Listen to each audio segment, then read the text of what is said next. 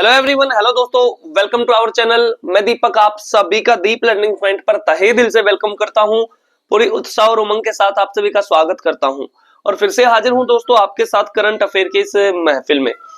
हाँ दोस्तों, कई दिनों से आपके पास करंट अफेयर की क्लास नहीं आ रही थी। मैंने आपको बताया था थोड़ी सा मेरा हेल्थ डाउन चल रहा था और मैं स्टूडियो के पास नहीं था, इसीलिए आपके पास 2-3 दिन की क्लास पेंडिंग रहती है। लेकिन कोई बात नहीं, हर एक दिन की क्लास आपको मिलेगी। ठीक है, जितनी भी क्लास 2-3 दिन की पेंडिंग रहती हैं वे सारी आपको मिलेंगी। ठीक है, हर रोजाना आपके पास करंट अफेयर की क्लास आ रही है तो आ रही है। ठीक है, तो आज बात करेंगे दोस्तों 3 अप्रैल के जितने भी करंट अफेयर होंगे उनके बारे में बातें करेंगे। तो पहला क्वेश्चन आपका हो जाएगा एफआईएच जूनियर पुरुष हॉकी वर्ल्ड कप 2025 की मेजबानी कौन करेगा। एफआईएच की फुल फॉर्म क्या है दोस्तों? फेडरेशन ऑफ इंटरनेशनल हॉकी, या आप लिख सकते हो इंटरनेशनल हॉकी फेडरेशन। ठीक है, इंटरनेशनल हॉकी फेडरेशन, ये इसकी फुल फॉर्म हो जाएगी। अब जूनियर पुरुष हॉकी वर्ल्ड कप 2025 की मेजबानी करेगा हमारा तमिलनाडु राज्य। कौन सा राज्य? तमिलनाडु राज्य। और तमिलनाडु के भी 2 शहरों में ये आयोजित किया जाएगा। एक आपका चेन्नई के अंदर, एक आपका चेन्नई के अंदर और एक आपका मदुरई के अंदर। मदुरई के अंदर, ठीक है। और मदुरई को तो क्या कहा गया है? Athens of the east, Athens of the east कहा गया है। ठीक है, पूर्व का एथेंस इसको बोला गया है। और चेन्नई को बोला गया है डेट्राइट ऑफ एशिया, यानी कि एशिया का डेट्राइट, डेट्राइट ऑफ एशिया। ठीक है, इतनी सी बातें याद रखेंगे। और मदुरई में दोस्तों बहुत फेमस एक मंदिर है, मीनाक्षी मंदिर, तो यहां पर आयोजित किया जाएगा। अब हॉकी के बारे में बातें जान लेते हैं। इससे पहले भारत में यह टूर्नामेंट निम्नलिखित वर्षों में आयोजित हुआ है। कब कब हुआ है? 2013 में हुआ है, 2016 में हुआ है, आपका 2021 में हुआ है और अब आपका 2025 में होगा। ठीक है, कहां पर? तमिलनाडु के 2 शहर, एक आपका चेन्नई, एक आपका मदुरई। और इस टूर्नामेंट को भारत ने जीता 2 बार है, एक 2001 में जीता है और एक आपका 2016 में जीता है। नेक्स्ट है, इसमें आपका अंडर 21 खिलाड़ियों के लिए होता है। जो जूनियर हॉकी वर्ल्ड कप है, इसमें 21 वर्ष से कम के खिलाड़ी खेलते हैं। ठीक है, भारत की मेजबानी से यह टूर्नामेंट भारतीय हॉकी के युवा खिलाड़ियों को अंतरराष्ट्रीय स्तर पर प्रदर्शन करने का एक बेहतरीन मौका देता है। नेक्स्ट आपका एफआईएच के बारे में जान लेते हैं। इंटरनेशनल हॉकी फेडरेशन, इसकी स्थापना होती है 1924 में। इसका हेडक्वार्टर कहां पर है? लुजाने नाम का शहर है। कहां पर? स्विट्जरलैंड के अंदर।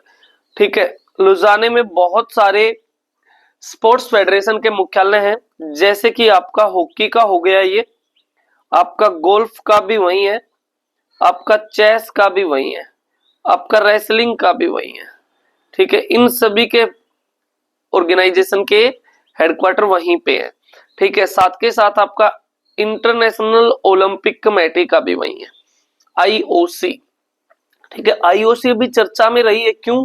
क्योंकि आईओसी की पहली महिला अध्यक्ष बनी है क्रिस्टी कोवेंट्री।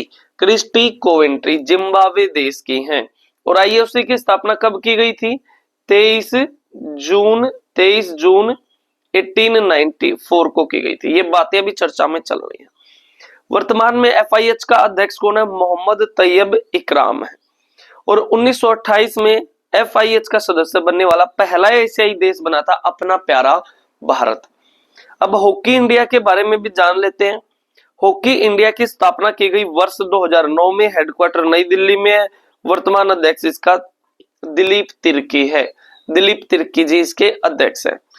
अब एशियन हॉकी फेडरेशन के बारे में भी जान लेते हैं।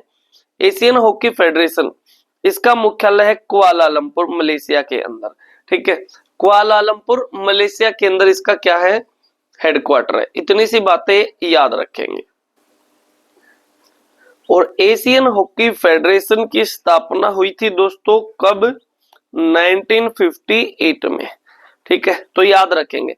तो इंटरनेशनल हॉकी फेडरेशन की 1924 में, एशियन हॉकी फेडरेशन की 1958 में और हॉकी इंडिया की 2009 में। इतनी सी बातें याद रखेंगे। इसका हेडक्वार्टर लुजाने के अंदर स्विट्जरलैंड में, इसका हेडक्वार्टर कुआलालंपुर मलेशिया के अंदर, और इसका हेडक्वार्टर आपका नई दिल्ली के अंदर।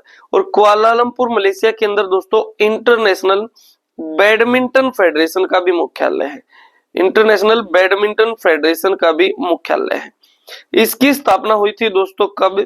1934 में, 1934 में।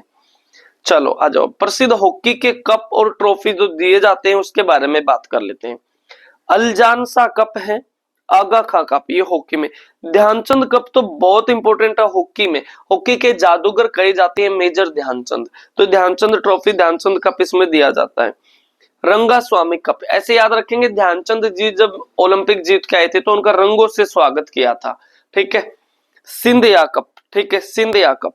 और रणजीत सिंह कप, रणजीत सिंह कप, ठीक है। बेटन कप और इंदिरा कप, ये किसमें दिए जाते हैं? हॉकी में। याद ऐसे रख सकते हो, थोड़ी सी बातें मैं तुम्हें बताऊं।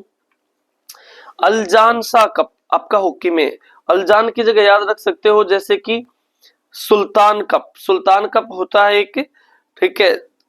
कुछ ऐसा मैंने आपको बताया था कि अगर किसी को सुल्तान बनना है तो अपनी सक्सेस की किसी को नहीं बतानी, हॉकी में की से याद रखेंगे, ठीक है। और सबसे आगे आपको चलना पड़ेगा, सबसे आगे आपको चलना पड़ेगा।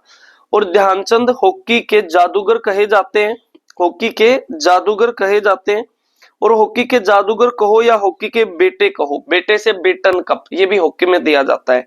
और ध्यानचंद जी जब जीत के आते थे तो रंगों से उनका स्वागत किया जाता था, तो रंगा स्वामी कप।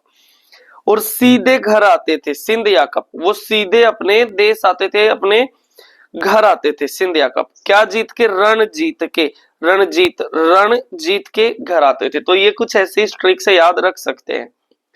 नेक्स्ट है, हाल ही में परमाणु मिशन के तहत भारत ने वर्ष 2047 तक कितनी परमाणु ऊर्जा उत्पादन क्षमता स्थापित करने का लक्ष्य रखा है? ये रखा है दोस्तों 100 गीगावाट, 100 गीगावाट परमाणु ऊर्जा स्थापित करने का लक्ष्य भारत ने रखा है। अब यहाँ पर important target year of India मैंने दर्शा दिए हैं। एनीमिया को खत्म करने का लक्ष्य हमारा 2047 रहेगा, टीबी को समाप्त करने का लक्ष्य 2025 है, मलेरिया फ्री हो जाएगा भारत 2030 तक। थोड़े जल्दी जल्दी देखते क्योंकि ये मैंने एक बार और भी आपको रिवाइज करवाए थे। कुष्ठ रोग से मुक्त हो जाएंगे 2027 में। लिम्फेटिक फाइलेरियासिस बीमारी जिसको हाथी पांव बोलते हैं या एलिफेंटियासिस बोलते हैं, उससे मुक्त हो जाएंगे 2027 में।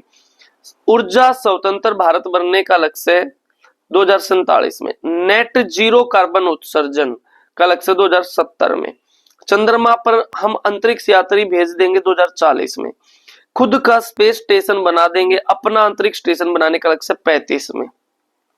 भारत का लक्ष्य अंतरिक्ष को मलबा मुक्त बनाने का कब तक है? 2030 तक, इसरो द्वारा ये घोषित किया गया है। अंटार्कटिका में मैत्री 2 अनुसंधान केंद्र स्थापित करने का लक्ष्य 2029 तक का है। 2030 तक रेन्यूएबल एनर्जी का उत्पादन हमारा 500 गीगावाट हो जाएगा। 10,000 जीआई टैग घोषित कर देगी हमारी सरकार 2030 तक, ठीक है। अभी अहमदाबाद की सौदागरी ब्लॉक प्रिंट को भी जीआई टैग मिला है। 2027 में हम चंद्रयान 4 को भी लॉन्च कर देंगे, ठीक है। ये लक्ष्य रहे हैं।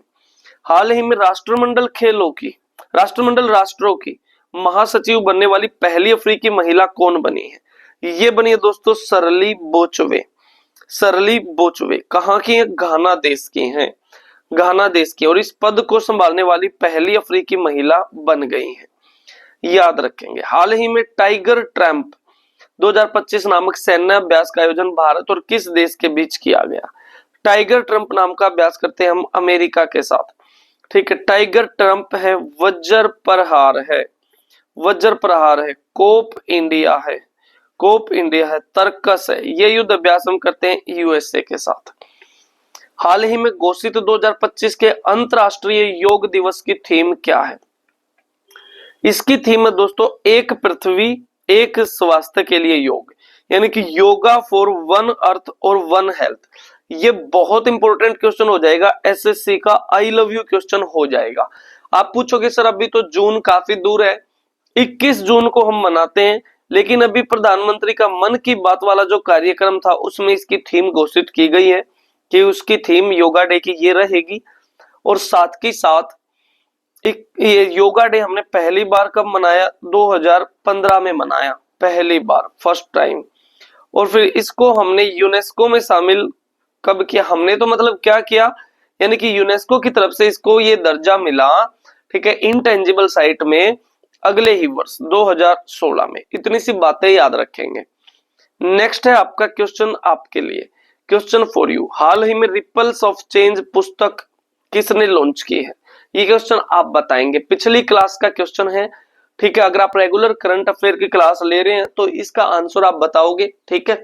जो भी जानकारी है इस क्वेश्चन से रिलेटेड आपके पास वो सारी लिखोगे, क्योंकि लिखने से आपको बातें याद हो जाती हैं ज्यादातर, ठीक है। प्रैक्टिस किया करो, लिख लिख के याद करो आप, ठीक है दोस्तों। तो आज की बातें तो यहीं तक रखते हैं, बाकी बातें अगली क्लास में करेंगे। सारी क्लासेज आपके पास आ जाएंगी, 2-3 दिन की जो पेंडिंग क्लास रहती है सभी आएंगे आपके पास, ठीक है। तो चलिए मिलता हूं फिर आपसे अगली क्लास में। तब तक के लिए एकदम खुश रहो, मस्त रहो, स्वस्थ रहो, अपना ख्याल रखो, अपने घर वालों का ख्याल रखो। जय हिंद, जय भारत, वंदे मातरम।